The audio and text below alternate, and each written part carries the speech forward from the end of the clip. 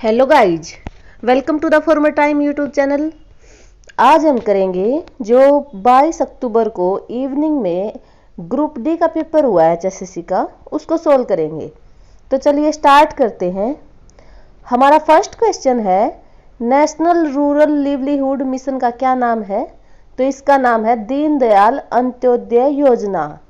Option number second हमारा इस क्वेश्चन का राइट आंसर होगा। गुजरात में अंतर्राष्ट्रीय पतंग दिवस किस दिन मनाया जाता है? तो ये मनाया जाता है भाई 14 जनवरी को।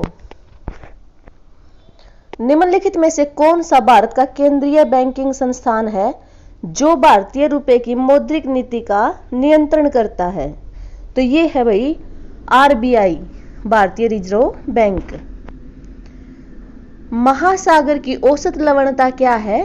तो ये है 35 भाग प्रति हजार। ऑप्शन नंबर 4 इस क्वेश्चन का राइट आंसर होगा।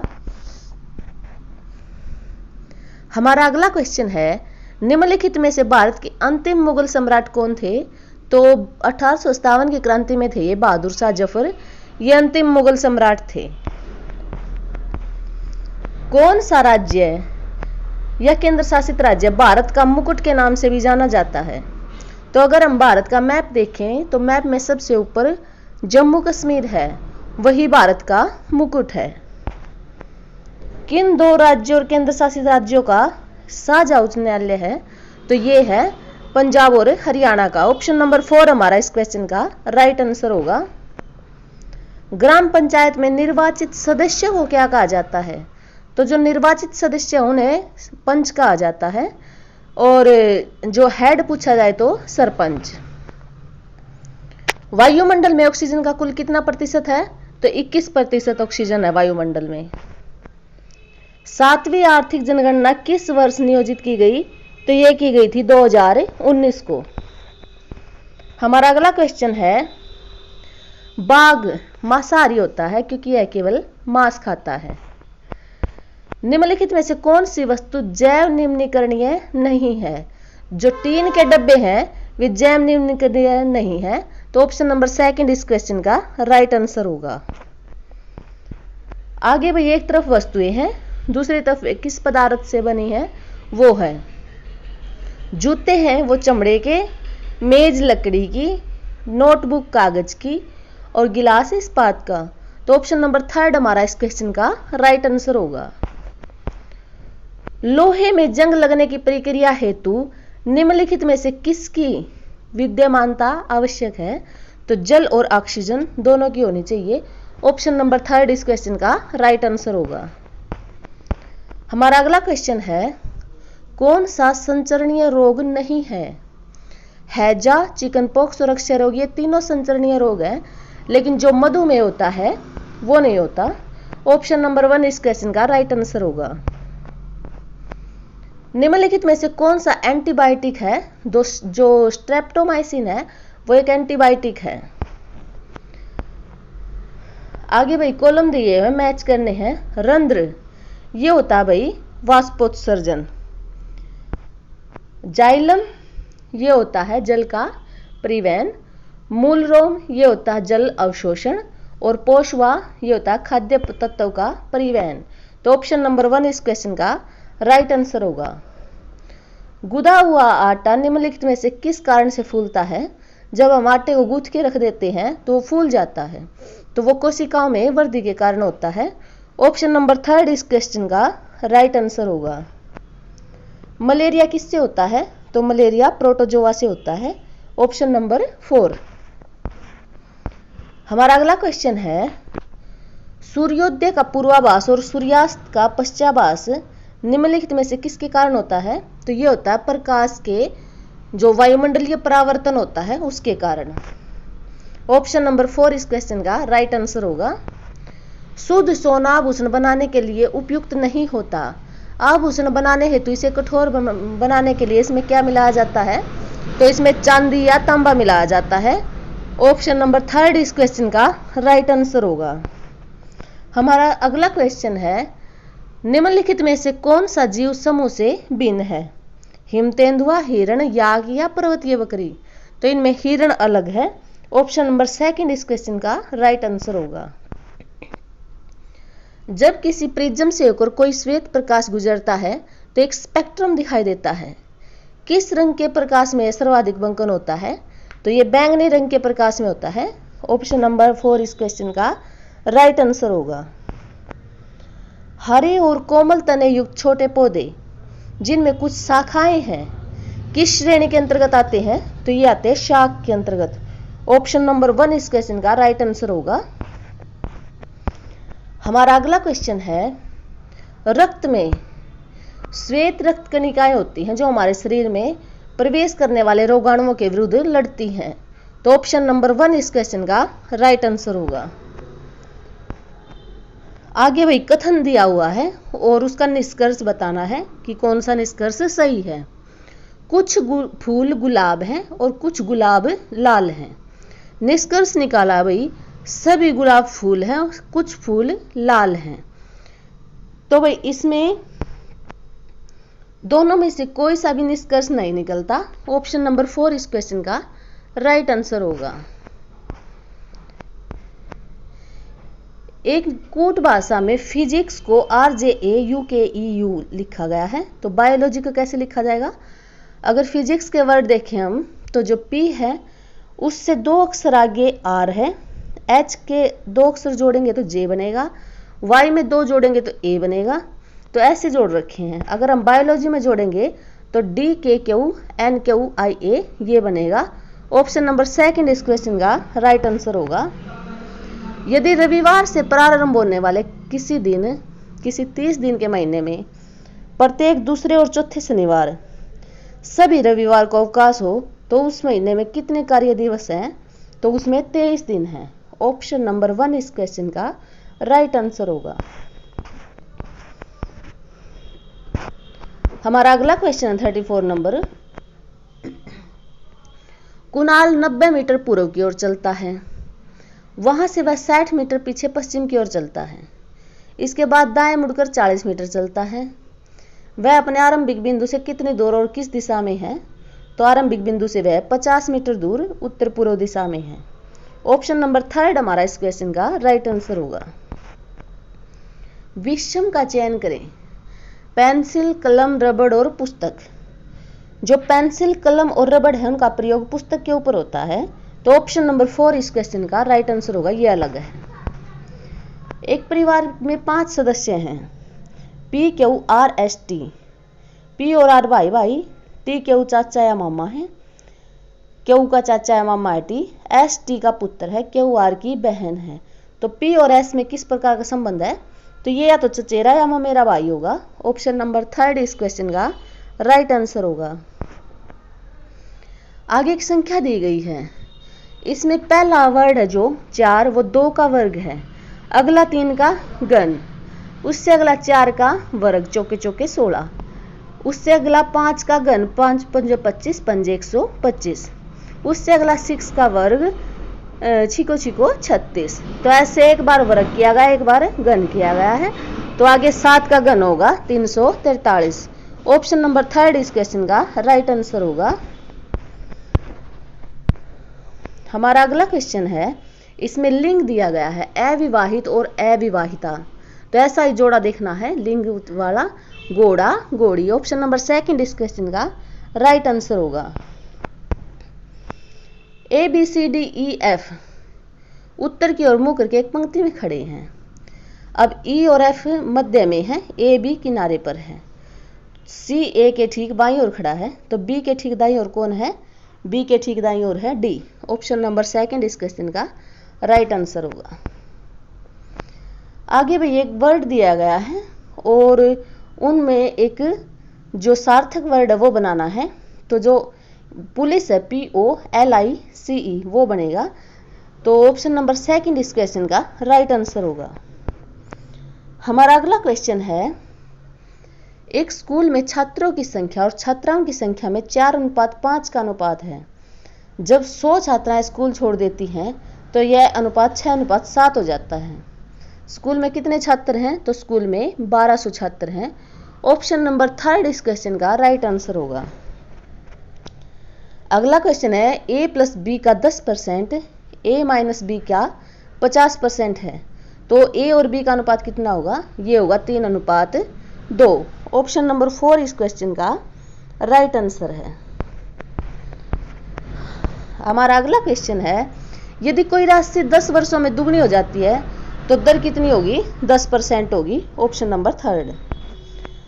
50 संख्याओं का औसत 38 है, 2 का 45 तथा 55 को हटा दिया जाए अगर दो संख्याओं को, तो बाकी का औसत क्या होगा, इनका होगा 37.5।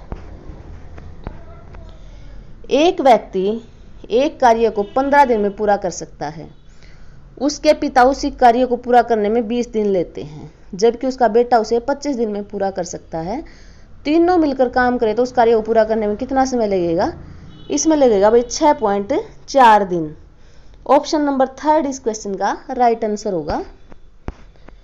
8000 की राशि 10% चक्रवृद्धि ब्याज पर 9261 हो जाती है और ब्याज 6 माही है, तो कितने वर्ष में होगी ये 1 से 1/2 वर्ष में होगी। ऑप्शन नंबर 2 इस क्वेश्चन का राइट आंसर होगा। हमारा अगला क्वेश्चन है, 3 विभिन्न संख्याओं का एलसीएम 120 है। निम्न संख्याओं में से कौन सी संख्या इन तीनों संख्याओं का एचसीएफ नहीं हो सकता। तो 8, 12, 24 तीन हो सकते हैं, लेकिन 35 नहीं हो सकता। यदि 14 गुणा में 627 भाग में √189 बराबर x3 प्लस में 141 है, तो x का मान क्या है, तो इसमें x का मान आएगा 5। ऑप्शन नंबर 4 इस क्वेश्चन का राइट आंसर होगा। 3 कारों की गति का अनुपात 2:3:4 है। एक सी दूरी तय करने में इन कारों द्वारा लिए गए समय में अनुपात होगा 6:4:3। ऑप्शन नंबर 4 इस क्वेश्चन का राइट आंसर होगा। हमारा अगला क्वेश्चन है, 28.80 प्रति किलोग्राम वाले और 22.80 प्रति किलोग्राम वाले चावल किस अनुपात में मिलाए जाएं कि मिश्रण का मूल्य 25.20 प्रति किलोग्राम हो जाए, तो ये मिलेंगे 2:3 में। ऑप्शन नंबर 2 इस क्वेश्चन का राइट आंसर होगा। आधार त्रिज्या 3 सेंटीमीटर, ऊंचाई 5 सेंटीमीटर, उसको बेलन को पिघलाकर एक शंकु बनाया गया है और शंकु का ऊंचाई 1 सेंटीमीटर, आधार त्रिज्या 1 मिलीमीटर है, तो कितने शंकु बनेंगे, इसमें बनेंगे भाई 13,500। ऑप्शन नंबर 4 इस क्वेश्चन का राइट आंसर होगा। हमारा अगला क्वेश्चन है, ए ने 63,000 लगाकर एक व्यापार आरंभ किया। कुछ टाइम के बाद बी साझेदारी करता है 1,08,000 रुपये मिलाकर उसमें। अब लाभ बाद में बराबर बढ़ता है, तो बी ने कितने महीने बाद एंट्री की, 5 महीने बाद। ऑप्शन नंबर 3 इस क्वेश्चन का राइट आंसर होगा। अंक 4037 से बनने वाली 4 अंकीय बड़ी से बड़ी और छोटी से छोटी संख्या बताएं। तो अगर बड़ी से बड़ी देखेंगे तो सबसे पहले बड़ा अक्षर लेंगे 7, फिर 4, फिर 3, फिर 0, और छोटी छोटी बनाते वक्त सबसे पहले 3, फिर 0, फिर 4, फिर 7। तो ऑप्शन नंबर 4 इस क्वेश्चन का राइट आंसर होगा। हरीश ने एक पुराना स्कूटर 4700 में खरीदा। 800 रुपये उसकी मरम्मत पर खर्च किए। यदि वह इस स्कूटर को 5800 में बेचे तो लाभ कितना होगा, लाभ होगा 5 से ही 5/11%। एक आयत का क्षेत्रफल 460 वर्ग मीटर है। लंबाई इसकी चौड़ाई से 15% अधिक है, तो आयत की चौड़ाई कौन सी है, आयत की चौड़ाई है 20 मीटर। ऑप्शन नंबर 4 इस क्वेश्चन का राइट आंसर होगा। यहाँ पर मैथ कंप्लीट होता है भाई हमारा और इंग्लिश स्टार्ट होती है। Pick out the correctly spelled word, तो इसमें स्पेलिंग देखनी है। जो TEMPESTUOUS ये वाली है, ये बिल्कुल सही है। ऑप्शन नंबर 2 इस क्वेश्चन का राइट आंसर होगा। आगे भाई इनडायरेक्ट स्पीच दी है, डायरेक्ट स्पीच में चेंज करनी है ये। He told the boy not to sit there, he said to the boy don't sit here. Option number 4 इस क्वेश्चन का राइट आंसर होगा। जो देयर है वो हेयर में चेंज हो जाएगा भाई। आगे एक सेंटेंस दिया गया है, इडियम बताने है इसका अर्थ। You may rush from pillar to post. From pillar to post क्या है इसका ये idiom. Rush in all direction and suffer much harassment. Option number second इस क्वेश्चन का राइट आंसर होगा। 59 नंबर क्वेश्चन है, एक सेंटेंस दिया गया है, you will face many defeat in life but never let themselves be defeated. तो जो देमसेल्व्स बी डिफीटेड है, इसका अर्थ बताना yourself be defeated. Option number second इस क्वेश्चन का राइट आंसर होगा। Time and tide wait for none, first form आएगी। ऑप्शन नंबर 1 इस क्वेश्चन का राइट आंसर होगा। आगे ये सेंटेंस बताया गया है और एरर बताना है। The property was divided among the two brother. तो जो अमंग द टू ब्रदर है, इसमें एरर है। ऑप्शन थर्ड इस क्वेश्चन का राइट आंसर होगा। हमारा अगला क्वेश्चन है, find out the synonym of proclaim. तो इसका सिनोनिम होगा डिक्लेयर। ऑप्शन नंबर थर्ड इस क्वेश्चन का राइट आंसर होगा। एंटोनिम बताना है भाई इसमें, he was afraid of losing the match. तो अफ्रेड का एंटोनिम क्या होगा? कॉन्फिडेंट। ऑप्शन नंबर 4 इस क्वेश्चन का राइट आंसर होगा। आगे एक सेंटेंस के 4 पार्ट दिए गए हैं और वो रीअरेंज करने हैं। तो सबसे पहले आएगा हमारा, optimism is essential to achievement and it is also the foundation of true progress. Option number third इस क्वेश्चन का राइट आंसर होगा। आगे भाई पैसिव वॉइस में चेंज करना है। He was writing a book was being written by him. Option number 4 इस क्वेश्चन का राइट आंसर होगा। इंग्लिश यहां पर समाप्त होती है भाई, आगे हिंदी स्टार्ट होती है। इसमें वर्तनी का शुद्ध रूप बताना है। श्रु वास्प तीनों शुद्ध हैं, लेकिन सूत्र ये अशुद्ध है, तो हमारा यही ऑप्शन हो जाएगा। आप मन में क्या सोचते रहते हैं, वाक्य सही उदाहरण है। तो जो में पर आ जाएगा वहां अधिकरण कारक होगा। ऑप्शन नंबर 1 इस क्वेश्चन का राइट आंसर होगा। बीता हुआ वाक्यांश में सर्वाधिक उपयुक्त एक शब्द है। तो जो बीता हुआ होता है वो विगत होता है। Option number 4। किस विकल्प में क्रिया विशेषण का प्रयोग नहीं हुआ है? धीरे चलो, जल्दी पहुंचो, तेज दौड़ो, सभी क्रिया विशेषण है, लेकिन सुस्त खिलाड़ी यहां पर क्रिया विशेषण नहीं है। Option number 2। हमारा अगला क्वेश्चन है, विद्यालय में वार्षिक महोत्सव संपन्न हुआ। तो जो महोत्सव उसका संधि विच्छेद बताना है, महा प्लस उत्सव।